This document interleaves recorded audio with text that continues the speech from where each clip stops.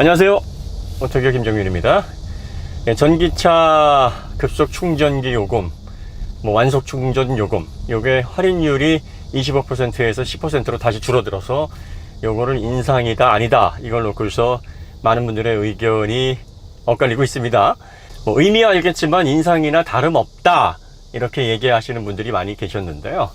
의미를 만약에 아신다 그러면은 다름없다라는 표현은 적합하지가 않습니다. 언어라는 것은 명사든 형용사든 부사든 사용을 하기 위한 정확한 용초라는 게 있습니다. 그러니까 그 용초대로 사용하시면 돼요.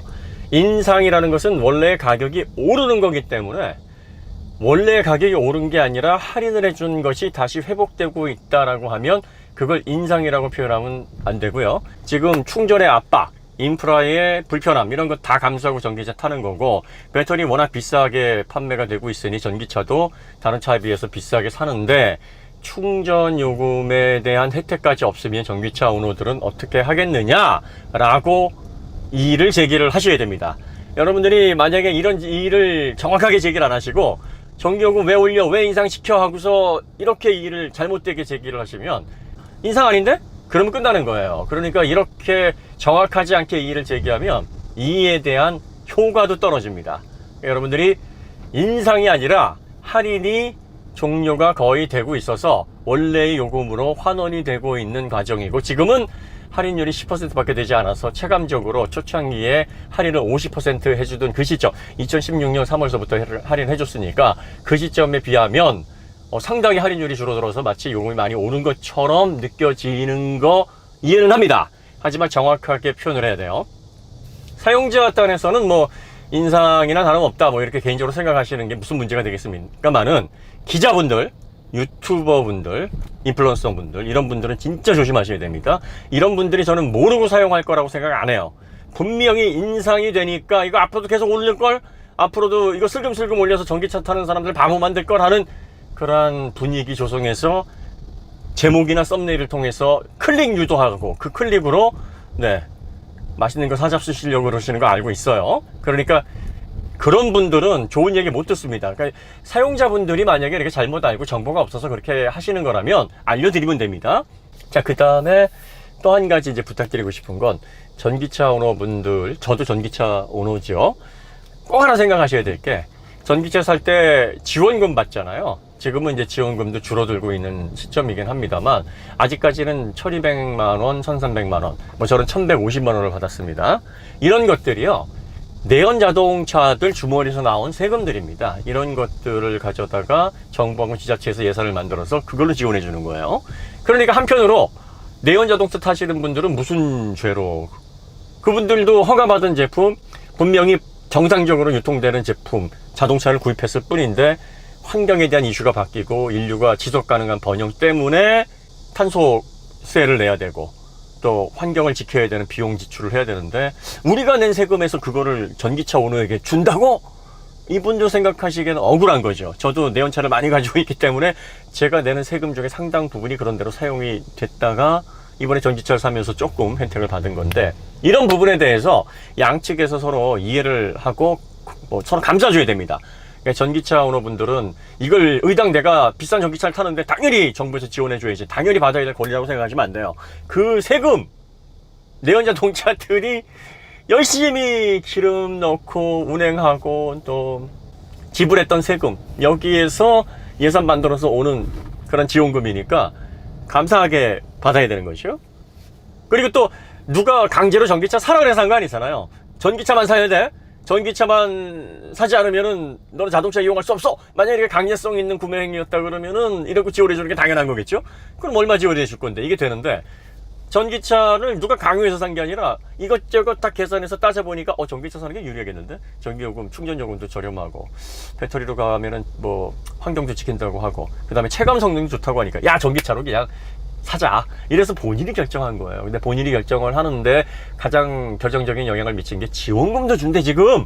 이게 크게 작용을 한 거거든요. 근데 그 지원금이 나라에서 나오는 돈은 다 국민들의 주머니에서 나오는 세금입니다. 그러니까 이런 부분들에 대해서 우린 좀 감사한 생각을 갖고 지원을 받는, 그게 필요하다는 거죠. 그리고 내연 자동차 오너분들도 앞으로 우리가 지속 가능한 가치에 주력해야 되고 환경을 지켜야 되니까 전기차 오너들에게 또 어떻게 생각을 해주냐면, 야, 내 세금을 저렇게 그냥 빼먹는 얄미운 사람이다, 이가 아니라, 아유, 충전 인프라도 불편하고 충전 시간도 오래 걸리는데 그걸 앞장서 가지고 전기차를 이용한다 그러는데, 그래, 우리가 낸 세금 중에서 일부 저 사람들에게 지원이 돼서 저 사람들이 전기차 그래도 불편을 감수하고 타고 다닐 수 있도록 뭐 전기차가 빠르게 확산이 되는데 사용된다 그러면 그것도 의미 있는 일이지라고 해서 좀 여유롭게 생각을 해주시는 게 서로 좋지 않나. 근데 지금 그런 배려가 안 돼 있으니까 전기차 오너분들이 왜 지원금이 자꾸 줄어들어 그러면서 정부 시책을 막 비난하고 불평을 쏟아내면 내연자동차 쪽에서 뭐라 그러냐면, 야, 우리는 멀쩡하게 자동차 잘 구입해서 운영하고 있다가 우리가 낸 세금에서 너희들 거기다 지원하고 있는데 무슨 헛소리야 하면서 서로 날성 공방을 하게 되고, 또 약간만 서로 이해가 안 맞는 이야기들이 나오면 서로 비난을 하게 되는 근거가 되는 거죠. 그러니까 서로 양쪽의 입장을 잘 이해하고 포용을 하게 되면은 이런 문제를 조금 더 줄여나갈 수가 있다는 겁니다. 그 다음에 충전 요금도 마찬가지예요. 충전 요금도 원래 받아야 될 돈을 할인을 해준 게 지원금과 비슷한 의미입니다. 이걸 좀 할인을 해주고 경제적인 혜택을 좀 주면 전기차를 좀 꺼려하거나 불편 때문에 아유 안 살래, 그리고 초기 구입가가 이게 배터리 때문에 좀 많이 비싸지는데 그거 아유 괜히 그냥 내연자동차 저렴하게 사고 나머지 기름값 팔래 하는 사람들을 그래도 전기차로 유입시킬 수 있는 매력 포인트가 되거든요. 그러니까 한시적으로 할인을 해줬다가 이제 미리 공지가 다 됐던 부분인데, 원래 소비자들이 물건 살 때는 다양한 정보들을 다 안 알아보는 경우가 있어요. 그 다음에 전기차를 판매하는 영업사원들도 보면은 불리한 얘기들을 좀 잘 안 하는 경우들도 있죠. 뭐 이러저러한 경우들이 합쳐져서 정보 제공이 잘 안 됐을 경우에는 이게 한시적인 혜택이었고 할인율이 점진적으로 줄어들어서 2022년 7월부터는 완전히 할인율이 없어진다, 이 정보를 모르고 전기차를 사신 분들에게는 이건 불합리하다, 왜 갑자기 전기요금을 이렇게 슬금슬금 올리냐, 이렇게 다가올 수 있어요. 그런데 여기에다가 기사가 전기차 요금 또 인상, 줄 인상, 이제 전기차로 어쩌나 하면 불을 붙는 거예요. 그래서 제가 이렇게 기사를 쓰거나 뭐 영상을 다루거나 인플루언서들, 유튜버, 뭐 기자 이런 분들이 이런 악의적인 기사 쓰면은 욕을 하셔야 된다는 얘기예요. 이거는 진짜 혼이 나야 됩니다.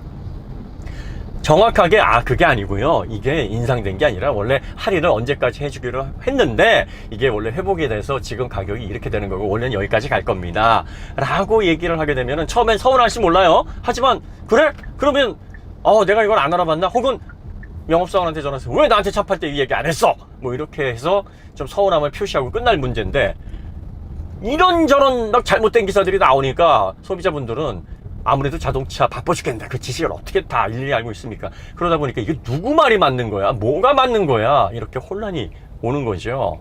이건 문제예요. 그리고 사실 전기요금을, 충전요금을 할인을 받았다면 그 할인받은 비율만큼 누군가의 주머니에서 또 뭐 돈이 나갔겠죠. 누가 그 돈을 냈겠습니까? 정상적으로 전기요금을 이용한 소비자들이 그 할인으로 오는 손해, 할인으로 오는 손실을 메꿔준 거예요. 그러니까 여러분들이 할인을 받게 되면 누군가가 대신 내가 받은 할인 요금을 채워준 그런 개념으로 보시면 됩니다. 그러니까 이것도 사실 감사한 마음으로 이용을 하는 게 좋아요. 내가 뭐 전기차 내 돈 주고 내가 사가지고 이용하는데 뭐 감사해 이렇게 생각하실 것까지 뭘 할 수는 없는데, 좀 의식 있게 전기차를 이용하시고 거기에 대한 인식 표현을 하시는 분들이라면 그래, 지원을 해주고 또 이렇게 전기요금을 한시적으로나마 저렴하게 이용을 하게 한 거에 대해서 감사한다, 뭐 이렇게 생각을 나타내시게 되면 더 보다 성숙한 사람의 자세가 아닐까, 그런 생각이 좀 들고요. 그 다음에 이제 많은 분들이 우려하는 게 전기요금이 이제 슬금슬금, 충전요금이 슬금슬금 올라서 휘발유 수준까지 되는 거 아니냐, 뭐 이렇게 염려를 하시는 거죠. 근데 이거는 그렇게까지 오르면 사실 안 돼요. 왜냐면은 이 전기료가 1kWh당 휘발유 수준으로 올라가게 되면은 이건 체감적으로 2배 이상 올라가게 되는 게 됩니다. 왜냐면은 1kWh당 아무리 전비가 많이 나와도 이 7km 이상 안 나오거든요.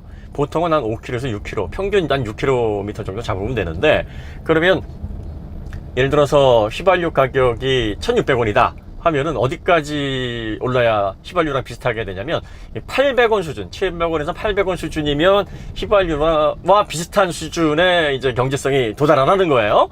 그러니까 여기까지 막 슬금슬금 올라가게 될까봐 많이 걱정을 하시는 건데, 뭐 이런 것들은 잘 지켜봐야 되겠죠. 그리고 환경을 지키고 보다 지속 가능한 가치에 주력하고, 그리고 또 인류가 이렇게 화석연료 무차별 사용을 하다 보면은 이제 건강하지 못한 지구를 후손들에게 물려주게 될 수밖에 없으니까, 이런 것들은 좀 아픔이 있더라도, 힘든 어떤 과정이 있더라도 끊어내야 된다라는 강력한 의지를 가지고 추진을 하기 때문에, 사실 전기차라는 것은 매우 강렬한 의지, 각 정부와 그리고 또 자동차 회사들, 그리고 또 그 자동차를 이용하는 소비자들 간의 의식이 있는 그런 운동이라고 할 수 있어요. 환경운동. 뭐 그렇다고 해서 뭐 경제성이 없어도 된다, 이건 아니죠. 그러니까 경제성도 있어야 됩니다.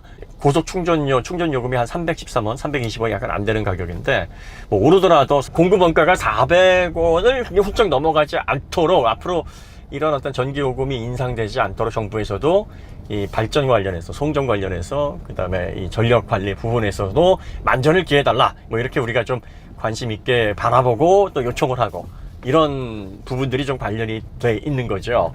그리고 사실 뭐 휘발유 수준으로 오른다고 하면 그때는 전기차 도저히 못한다, 뭐 이렇게 극단적으로 이제 말씀하시는 분들이 계시는데요. 뭐 우리가 뭐 휘발유 2,000원대도 잘 버텨왔는데, 뭐 그렇다고 해가지고 뭐 전기차 이용 못하겠습니까? 그런다 할지라도 아마 전기차가 환경에 좋고 뭐 다양한 장점들이 있다 그러면 우리는 전기차를 이용을 해야 되는 게 궁극적으로는 맞죠. 하지만 이제 이왕이면 다홍치 말하고 효율적이고 뭐 다양한 장점들도 갖추고 있으면서 친환경적이면서 경제적인 그런 부분까지 만족시킬 수 있다 그러면 얼마나 좋겠습니까? 그 다음에 이제 스타리아는 들째 타고 있는데요. 이 차감이 왜 다 제각각이야 사람마다, 이렇게 생각하시는 분들이 계신데, 이 승합차는요, 승합차를 오래 이용해 보신 분들이 그 변화의 차이를 잘 압니다. 이거 이용해 보시지 않으면 이 승합차가 어떻게 달라졌는지, 기존 세대에 비해서 어떤 부분이 어떻게 향상됐는지에 대해서 잘 모를 수가 있어요. 뭐 SUV나 미니밴하고 이 승합차는 전혀 다른 형태의 그 느낌을 주거든요. 승차감도 그렇고요. 그리고 또 다시 한번 말씀드리지만 공차 중량과 총 중량의 차이가 큽니다. 그렇기 때문에 보통 이렇게 시승을 하게 되면 한 분 내지는 두 분 정도가 이렇게 시승을 하게 되는데, 이런 상태에서는 승합차가 원래 의도한 그 승차감, 원래 의도한 서스펜션의 반응, 이런 것들의 포텐셜을 정확하게 판단하기가 좀 어렵습니다. 이것까지 판단을 하려면 승합차 경험이 많아야 돼요. 그러니까 승합차를 이 공차 상태에서 많이 운행해 본 경험이 있어야 같은 공차 상태에서의 승차감의 차이, 또 서스펜션의 반응의 차이, 기본적인 설계에서 오는 차이, 이런 것들을 정확하게 캐치를 해낼 수가 있습니다. 그래서 아마 이 승차감이 안 좋다, 굉장히 거칠다, 이렇게 생각하시는 분들은 이 승합차 경험이 많이 없으시거나 아니면 공차 상태에서 이전 세대의 승합차들을 많이 운영을 안 해보셨기 때문에, 다른 차들, 일반적인 SUV나 미니밴 생각해서 이런 차들과 비교를 해보니까 이러고 조금만 이렇게 좀 굴곡이 있거나 뭐 과속방지도 넘어갈 때 뒤가 막 튀는데 막 좀 이상한데, 뭐 이런 느낌을 받는 경우가 좀 있어요. 그러니까 이런 분들에게는 그런 느낌이 본인이 느낀 그대로인데, 이게 데이터가 충분하지 않은 상황에서 느껴지는 느낌이니까 정확한 비교 자료로 사용하기에는 약간 좀 무리가 있는 의견일 수 있다라는 점. 근데 스타리아 시승기는 수요일, 내일입니다. 지금 화요일 아침인데요. 내일 오전에 진행하게 됩니다. 장점편과 단점편 나누어서 저희가 제작을 해드릴 거고요. 최대한 특장점을 있는 그대로 보여드려서 이 차를 구입하시거나 아니면 또 구입 리스트에 올려놓으신 분들에게 좋은 참고가 될 수 있도록 최선을 다해서 시승기 만들어 보도록 하겠습니다. 자, 그럼 여기서 마치도록 하고요. 더 좋은 콘텐츠로 다시 찾아뵙도록 하겠습니다. 감사합니다.